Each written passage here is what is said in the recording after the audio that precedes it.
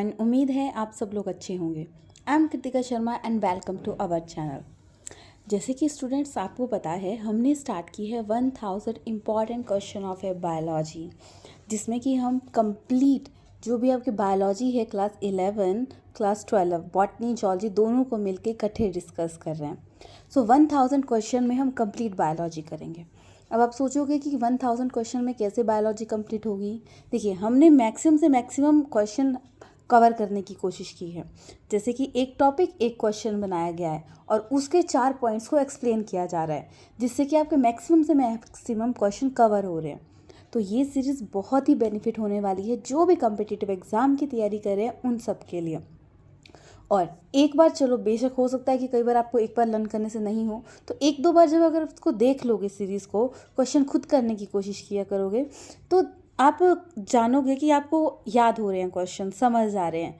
क्योंकि यहाँ पे हमने पिक्चर्स भी इंक्लूड की हैं ताकि आपको चीज़ें और अच्छे से समझ आ सकें। सो ऑलरेडी हमने इसके 23 लेक्चर ले लिए हैं। सो आज आता है लेक्चर 24, जिसमें कि हम कंप्लीट डिस्कशन करने वाले हैं।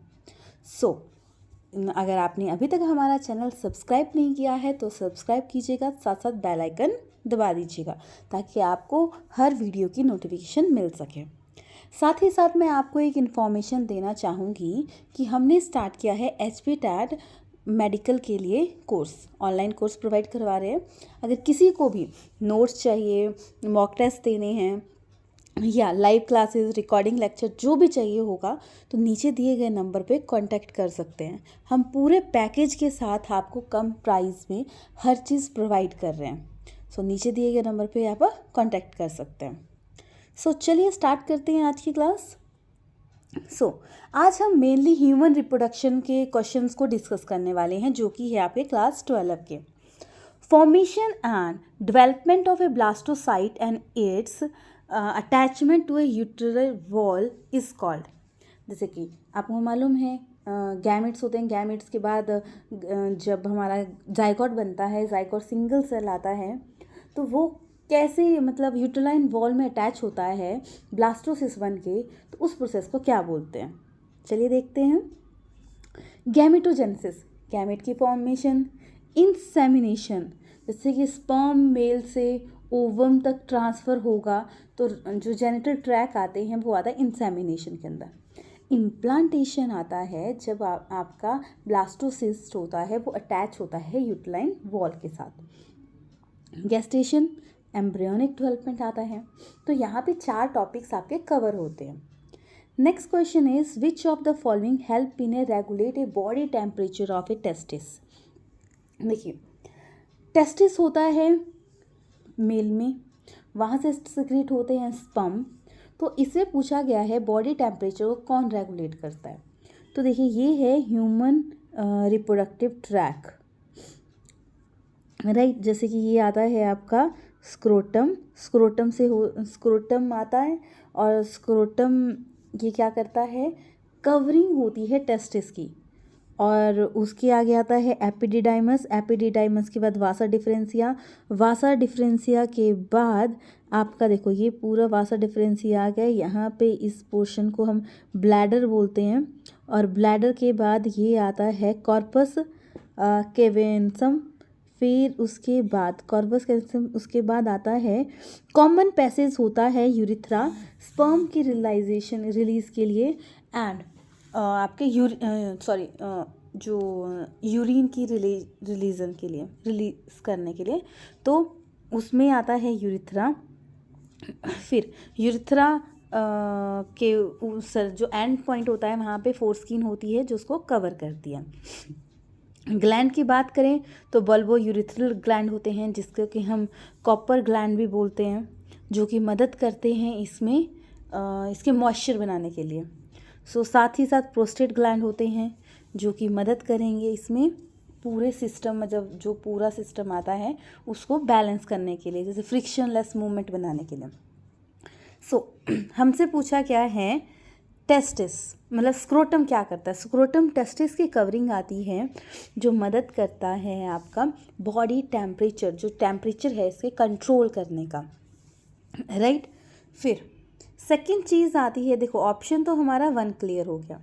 देखो इसी क्वेश्चन के साथ साथ आपके क्या क्वेश्चन कवर हुए, पैसेज कंप्लीट हुआ कि कहाँ कहाँ से जाते हैं स्पर्म, कहाँ से रिलीज़ होता है, उसके बाद कहाँ से जाता है। सेरोटोनिसिन ये प्रोवाइड करवाएंगे न्यूट्रिशन जर्म सेल को, जहाँ से ये रिलीज़ करेंगे, क्या रिलीज़ करेंगे, इनहिबिन, जो कंट्रोल करेगा FSH फंक्शन को, नर्स सेल बोला जाता है। फिर आते हैं Leydig cell. Leydig cell secrete होते हैं एंड्रोजन, टेस्टोस्टेरोन हार्मोन से, जो कि मतलब Leydig cell androgen hormone secrete करते हैं, जो कि आपके होते हैं टेस्टिस में प्रेजेंट। तो हो गए ना इसके साथ 5-7 क्वेश्चन कंप्लीट। एक बार फिर से देख लेंगे हम ट्रैक। यहाँ पे आता है स्क्रोटम, स्क्रोटम के अंदर टेस्टिस, टेस्टिस के ऊपर एपिडिडाइमस, एपिडिडाइमस के वासा डिफरेंशिया, वासा डिफरेंशिया के बाद फिर ये लॉन्ग रहता है, और उसके बाद ये आ गया आपका ब्लैडर, ब्लैडर के बाद यहाँ पे होता है प्रोस्टेट ग्लैंड, प्रोस्टेट ग्लैंड के बाद यहाँ पे आता है यूरिथ्रा। स्पर्म एंड जैसे कि मैंने बताया था, स्पर्म एंड यूरिन की पैसेज के लिए एक ही होता है इसके अंदर, यूरिथ्रा। नेक्स्ट क्वेश्चन है कॉर्पस स्पॉन्जियोसम। कॉर्पस स्पॉन्जियोसम कहाँ पे पाया जाता है? सो देखेंगे ये है ह्यूमन का मेल रिप्रोडक्टिव सिस्टम, तो उसमें जो पेनिस का हेड आता है वहाँ पे होते हैं, जहाँ पे यूरिथ्रा होता है उसके साथ भी होता है कॉर्पस स्पोरेंजियसम। सो ऑप्शन देख सकते हैं, तो ये आता है आपका कहाँ पे, पेनिस में। Next question is which accessory genital gland occur only a mammalian male? कौन सा सिर्फ मेल में होता है? मतलब और जो ग्लैंड है वो फीमेल में भी होते हैं, बट जो मेनली स्पेसिफिक मेल में ही होता है वो होता है प्रोस्टेट ग्लैंड।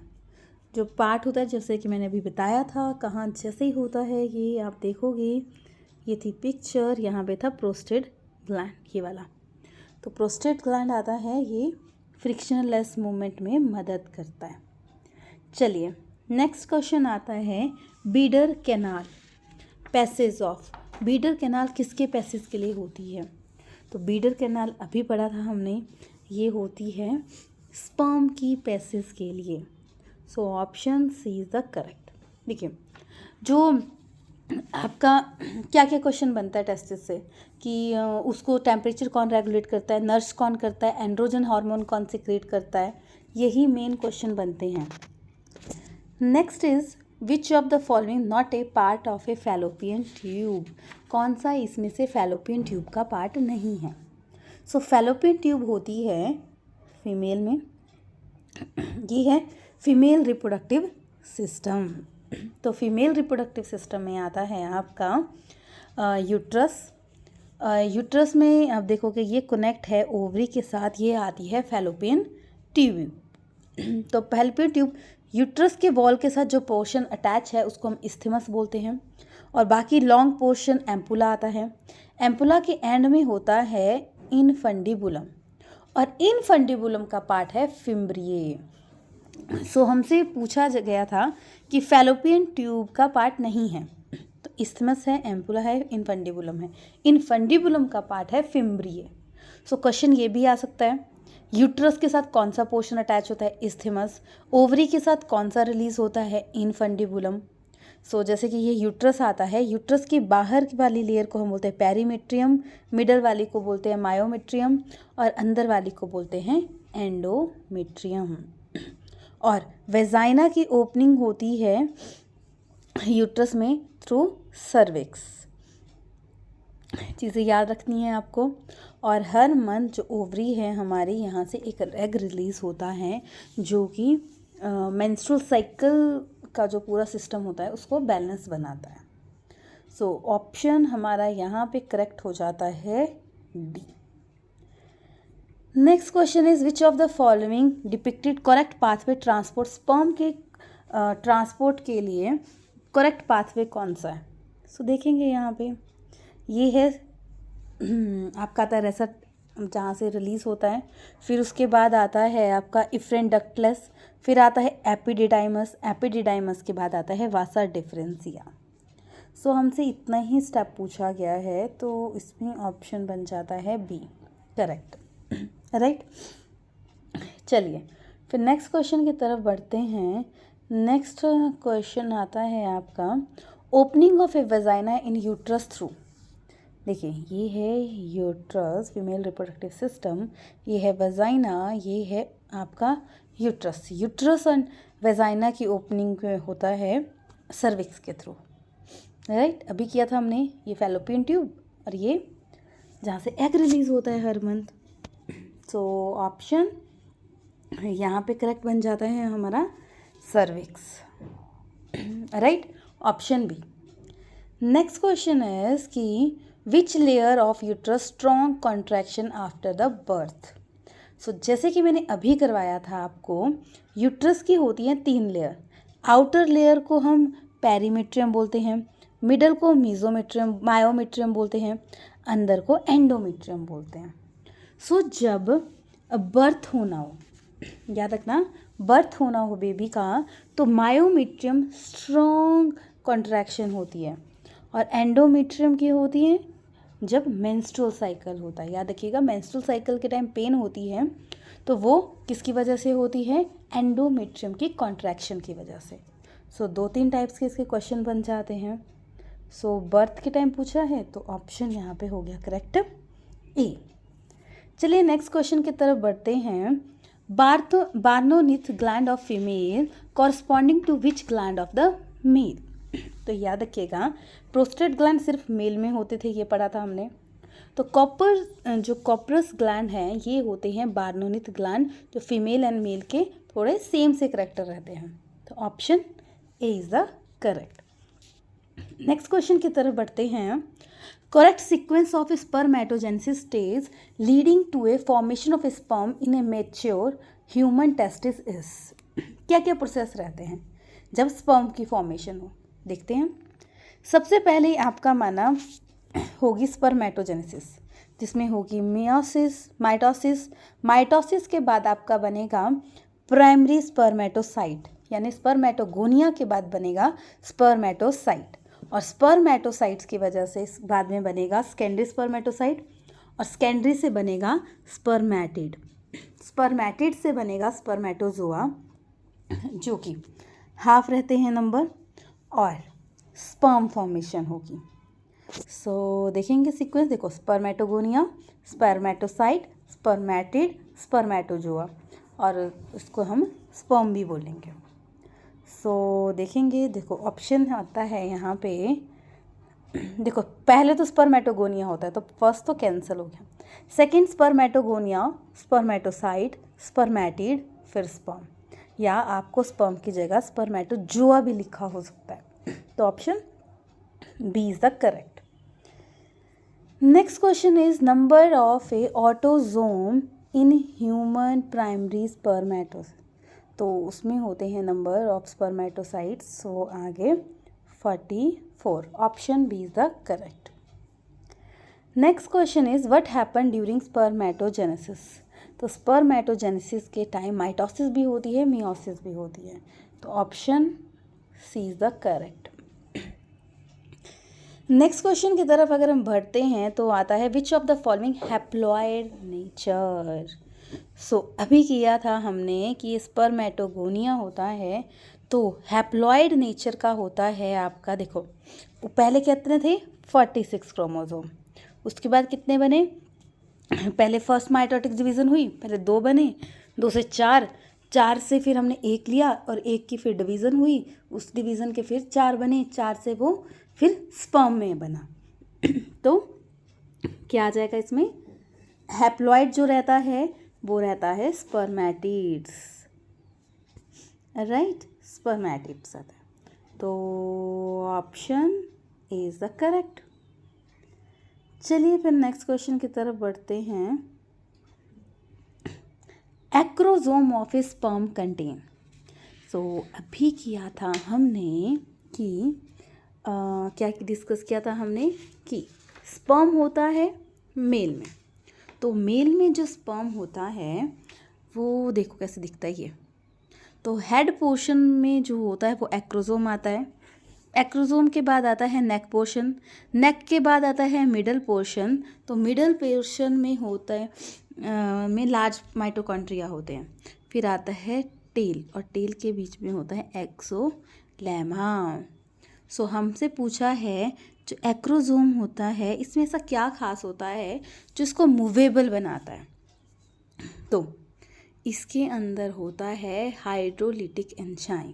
क्या होता है? हाइड्रोलिटिक एंजाइम, जो कि इसको मूवेबल बनाता है। Next question, which of the following present in middle piece of a sperm? तो देखो, एक्रोसोम तो हेड में होता है, न्यूक्लियस भी हेड में होता है, सेंट्रियोल भी नहीं होता है इसमें होता है large number of A mitochondria. Large number. Centriole होता है नेक में। अगर पूछा जाए सेंट्रियोल कहाँ होता है, तो सेंट्रियोल नेक में होता है। तो मिडल पीस में पूछा है तो देखो, ये रॉड लाइक स्ट्रक्चर, कैसी स्ट्रक्चर होता है ये भी पूछा जा सकता है।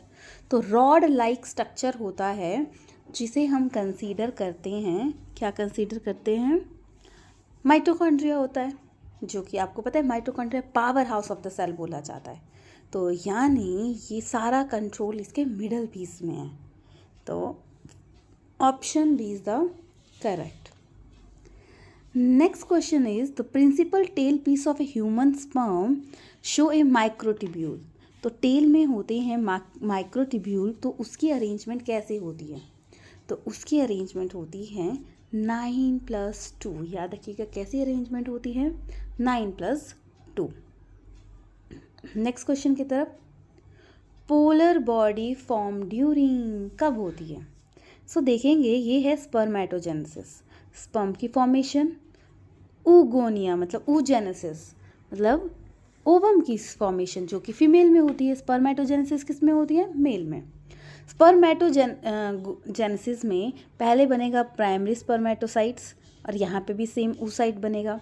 इसके बाद होगा आपका डिवीज़न सेकेंडरी स्पर्मेटोसाइट, इसमें भी बनेगा। बट आपको मालूम है कि स्पर्म ज़्यादा रिलीज़ होते हैं और एग एक ही रिलीज़ बनेगा जो 12 रहेगा।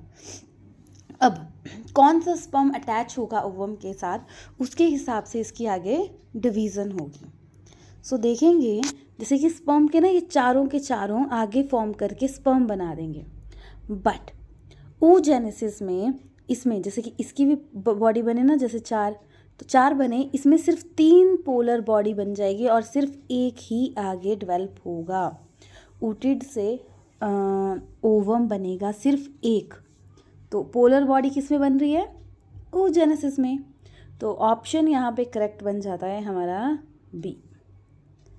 Next question is which layer of a sperm attach, किस लेयर में स्पर्म अटैच होता है? सो देखेंगे पहले कि ओवम।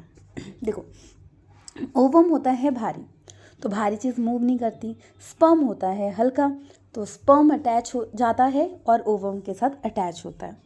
सो देखेंगे, इसकी आउटर 3 लेयर्स आती हैं। आउटर लेयर को बोलेंगे कोरोना रेडिएटा। क्या बोलेंगे? Corona radiata. मिडल लेयर को बोलेंगे हम जोना पेल्यूसिडा। देखो, ये मिडल लेयर जोना पेल्यूसिडा, और अंदर वाली जो लेयर है उसको हम बोलेंगे वाइटेलाइन मेम्ब्रेन। सो देखेंगे, देखो ऊपर वाली लेयर जो ऐसे ही है, प्रॉपर सीक्वेंस नहीं है इसका, तो स्पर्म जाके इस पोर्शन में अटैच हो रहा है, जो इस वॉल को क्रॉस कर गया यानी वो फर्टिलाइज हो जाएगा। और इस बार जैसे कि मतलब ये बाहर रहेगी तो ये अंदर नहीं जाएगा, सो ये फॉर्मेशन नहीं होगी। तो देखो, एक इंसान को बनने के लिए स्पर्म और ओवम मिलते हैं तब इंसान बनता है। तो लाखों करोड़ों स्पर्म रिलीज़ होते हैं और उससे एक स्पर्म जाके अटैच होता है। यानी मतलब जब किसी इंसान ने पैदा होना है तो उसमें पहले से ही पूरा सिस्टम मतलब स्ट्रगल का बन जाता है। एक तो पहले स्पर्म अटैच होगा, वही स्ट्रगल है एक टाइप का। फिर जो अटैच हो गया फिर आगे जाइगोट बनेगा, जाइगोट बनेगा तो आगे डेवलपमेंट होती है। सो इसमें बीच वाली लेयर आती है मिडल जोना पेल्यूसिडा। सो क्वेश्चन ये भी आ सकता है, आउटर लेयर कौन सी है, इनर लेयर कहाँ आती है, स्पर्म कहाँ अटैच होता है। So next question is first menstrual in human female. तो फर्स्ट मेंस्ट्रुअल को क्या बोलेंगे? देखो, मेंस्ट्रुअल साइकिल जो स्टार्ट होता है 10-11 साल के फीमेल में होता है। सो मेनोपॉज होता है जब ये स्टॉप हो जाता है मेंस्ट्रुअल साइकिल, और मीरेज होता है जब मेंस्ट्रुअल साइकिल स्टार्ट होता है। तो ऑप्शन यहाँ पे हमारा बन जाता है B correct. Next question is menstrual cycle is repeated at the average. Menstrual cycle कितने टाइम बाद रिपीट होता है?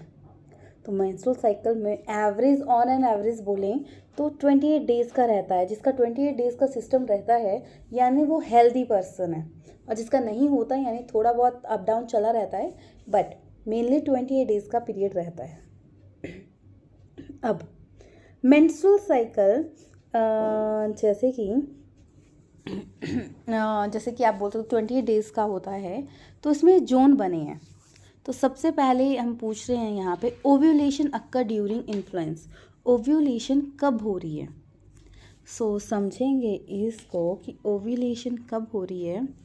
सो 4 फेजेस आते हैं। सबसे पहले फर्स्ट 5 डेज़ जहाँ पे मेंस्ट्रुअल साइकिल हो रहा होता है, फिर अगले उसके 12 दिन तक, फिर उसको हम बोलेंगे पोस्ट मेंस्ट्रुअल साइकिल। फिर उसके बाद आता है ओव्यूलेटरी अकर, जो कि मेनली 12-13 सेंटर में रहता है ओव्यूलेटरी फेज, जिसमें कि सबसे ज़्यादा पावर होती है कि इस फेज़ में स्पर्म अटैच होगा। और उसके बाद आती है पोस्ट ओव्यूलेटरी फेज, तो जो कि बाकी मतलब 12-13 के बाद जो भी दिन रहते हैं वो 28 डेज़ तक आपका आ जाता है पोस्ट ओव्यूलेटरी प्री मेंस्ट्रुअल, और इसको हम बोलते हैं ल्यूटियल स्टेज। और जबकि हम इस स्टेज को बोलेंगे जो मेंस्ट्रुअल के बाद आती है फॉलिकुलर फेज। सो कैसे भी क्वेश्चन पूछा जा सकता है। सो हमसे अभी ये चीज़ तो नहीं पूछी थी, बट मैंने डिटेल करवा दी।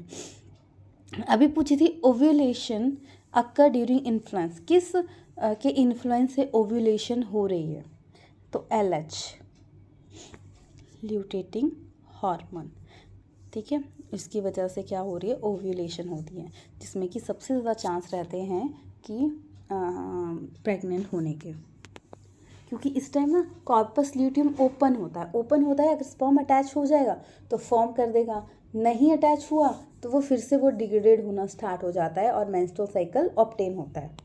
तो जब प्रिपेयर हो रहा है तब भी नहीं होगा, और जब डिग्रेड हो रहा है तब भी नहीं होगा। ओव्यूलेटरी फेज मिडल फेज आती है, जिसमें ये बेस्ट मतलब रहता है।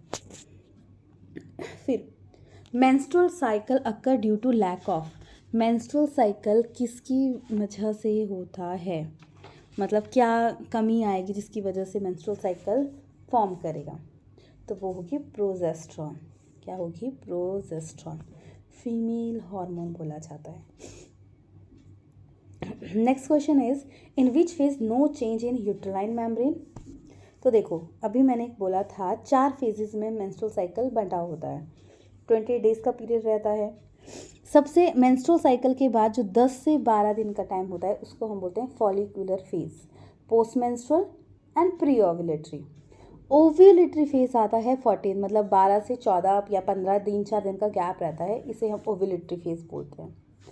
सो फिर आता है ल्यूटियल फेज, अभी किया था हमने 14 to 20 डेज़ में, post ovulatory and pre menstrual. और मेंस्ट्रुअल साइकिल में तो ओवरी जो डिग्रेडेड हो जाएगी, एक एग रिलीज होगा। सो जो नो चेंज जिसमें भी एंडोमेट्रियम में नहीं होता वो आता है ओव्यूलेटरी फेज। सो अभी मैंने बताया था कि जब क्या होता है मेंस्ट्रुअल साइकिल होता है तो वो किस में फॉर्म होता है? एंडोमेट्रियम में कॉन्ट्रैक्शन होती है, जिसकी वजह से ये फॉर्म होता है।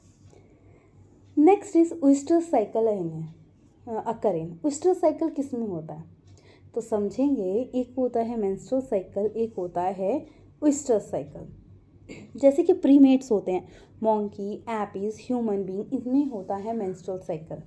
पर प्रेग्नेंट तो और भी ऑर्गेनिज्म होते हैं, तो उनमें एक और सिस्टम चलता है oestrous cycle, like cow, dog, sheep, rat, deer, tiger, ये सब कुछ। सो इसमें ना शॉर्ट पीरियड रहता है, हीट पीरियड बोल जाता है। Blood does not flow in this cycle, blood नहीं निकलता है इसमें, मेंस्ट्रुअल साइकिल में ब्लड निकलता है, बट इसको हीट पीरियड बोलते हैं। और मेंस्ट्रुअल साइकिल प्रीमेट में होता है, और इसमें क्या होता है cycle consist of menstrual phase होता है, प्रोलिफरेटिव फेज होता है, सिक्रेटरी फेज होता है इसमें, और इसमें ब्लड फ्लो होता है। सो आपको सारे एग्जाम्पल याद रखने हैं कि किस इसमें मेंस्ट्रुअल साइकिल होता है और किस किस में ओएस्ट्रस साइकिल होता है। सो देखो, देखेंगे option cow and monkey, monkey में होता है मेंस्ट्रुअल साइकिल, तो ये तो करेक्ट हो, गलत हो गया। मॉन्की एंड एपी, इन दोनों में मेंस्ट्रुअल साइकिल होता है। रैट एंड ह्यूमन, दोनों में मेंस्ट्रुअल साइकिल होता है। अगर रैट में नहीं होता बट ह्यूमन में होता है। काऊ एंड शिप, दोनों में ओएस्ट्रस साइकिल होता है। तो हमें करेक्ट, देखो ऐसा नहीं है कि औरों में ऑप्शन नहीं थी, पर हमें दोनों के ऑप्शन को देखना था। तो काऊ एंड शिप में दोनों में ओएस्ट्रस साइकिल होता है। तो कई बार क्वेश्चन ऑल ऑफ दिस भी आ जाता है, नन ऑफ दिस भी आ सकता है, तो आपको सारे करेक्ट करने हैं। तो देखिए, इसके साथ होके आपके 600 क्वेश्चंस कंप्लीट। सो देखिए, टोटल हमारे पास 40 लेक्चर होंगे। अगर 40 लेक्चर्स को आप किसी भी कम्पिटिटिव एग्ज़ाम की तैयारी कर रहे हैं, 1 आवर अगर आप देखते हो तो, और आधे घंटे की तो एक वीडियो होती है, तो 20 डेज़ में आपके 40 के 40 लेक्चर कंप्लीट होंगे। और कम्पिटिटिव तैयारी कर रहे हो तो 1-2 बार देख लीजिए। तो उसके बाद एक बार आपने देख लिया लेक्चर, उसके बाद कुछ दिनों बाद इस लेक्चर को फिर से देखिए। अब उस लेक्चर में आपको क्या करना है, उस लेक्चर में आपको क्वेश्चन के आंसर खुद करने की कोशिश करनी है, बाकी चारों ऑप्शन को खुद आंसर करने की कोशिश करनी है। सो तभी चीज़ें होती हैं। देखो, किसी भी कोई भी टेस्ट इतना टफ नहीं होता। अगर आपको लगे कि ये नहीं हो रहा, ये नहीं हो रहा, तो ये सोचिएगा, लाइफ में कोई भी चीज़ इम्पॉसिबल नहीं है। जो हम सोच सकते हैं वो हम कर भी सकते हैं। We have a infinite power. So don't think कैसे होगा, बस सोचो। मतलब ये नहीं सोचो नहीं होगा, बस ये सोचो कि कैसे होगा। अपॉर्चुनिटी देखो, रास्ते दिखेंगे। तो चीज़ों को आप इसी तरीके से पढ़िए 1-2 बार। Repetition is a most important. आप 4-5 टॉपिक देख रहे हो, एक भी टॉपिक क्लियर नहीं है, पढ़ भी रहे हो, तो उसका कोई फ़ायदा नहीं रहता। और देखो, रही बात कोचिंग की, तो कोचिंग किन लोगों को करनी चाहिए? कोचिंग उन लोगों को करनी चाहिए जो कि जिनका कोई टाइम नहीं बन रहा, रूटीन नहीं बन रही कि कैसे पढ़ना है, कोई बिज़ी है तो उसको पता नहीं लग रहा कि कहाँ से स्टार्ट करे, क्या करे।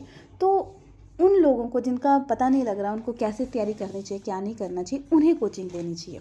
और जो लोग रूटीन बना सकते हैं तो उन लोगों को किसी भी कोचिंग की ज़रूरत नहीं होती, क्योंकि कोचिंग में भी तो वही चीज़ें सिखाई जाती हैं। बट रूटीन की बात होती है, टेस्ट होते हैं, खुद का एनालिसिस करो। किसी भी कम्पिटिटिव एग्ज़ाम की तैयारी कर रहे हो आप, तो खुद का एनालिसिस करना मोस्ट इम्पॉर्टेंट रहता है, क्योंकि जब तक आप खुद का एनालिसिस नहीं करते तब तक आप आगे नहीं बढ़ सकते। तो ज़रूरी है खुद का ऑनेस्ट एनालिसिस करो। ऐसा नहीं कि चलो मैं देख लेता हूँ इसका आंसर क्या होगा। ऑनेस्ट, कितना आता है, कितना आप स्टैंड करते हो, प्रीवियस ईयर पेपर को सॉल्व कीजिए। अगर उसमें आपका अच्छा स्कोर होता है तो यानी आप पास हो सकते हो। बट अगर नहीं होता उसमें अच्छा स्कोर तो कोई गारंटी नहीं है। सो ऑनेस्ट एनालिसिस करो। ऑनेस्ट एनालिसिस से क्या होता है ना, स्ट्रेस नहीं पड़ता, हो नहीं रहा, ये नहीं हो रहा, पता होता है कि इतना मैंने इसको किया ही नहीं, ये नहीं मतलब चांसेस है, नहीं है, तो थोड़ी और तैयारी की ज़रूरत है। सो कोचिंग उन्हीं को प्रेफर करनी चाहिए जो रूटीन नहीं बना पाते। बाकी जिनकी रूटीन बनती है और इस वीडियो को देख लो तो बहुत ही तैयारी होगी आपकी। 1-2 बार देख लीजिए इसको। बाकी अगर किसी की रूटीन नहीं फॉलो हो रही है, किसी को सिर्फ नोट्स चाहिए, तो नीचे दिए गए नंबर पे आप कांटेक्ट कर सकते हैं। सो चलिए, अपना ख्याल रखिएगा, मिलते हैं नेक्स्ट क्लास में। चैनल को सब्सक्राइब कीजिएगा, साथ साथ बेल आइकन दबा दीजिएगा ताकि आपकी कोई भी वीडियो मिस ना हो। Thanks for watching.